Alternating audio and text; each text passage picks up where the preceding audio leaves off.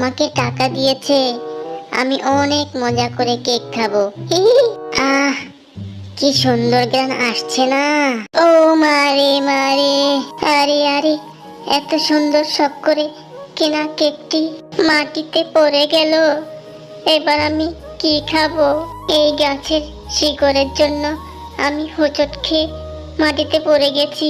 আমার কেক, কত কষ্ট করে কান্নাকাটি করে মায়ের কাছ থেকে টাকা নিলাম, আর আমি কেকটা কিনে খেতেও পারলাম না।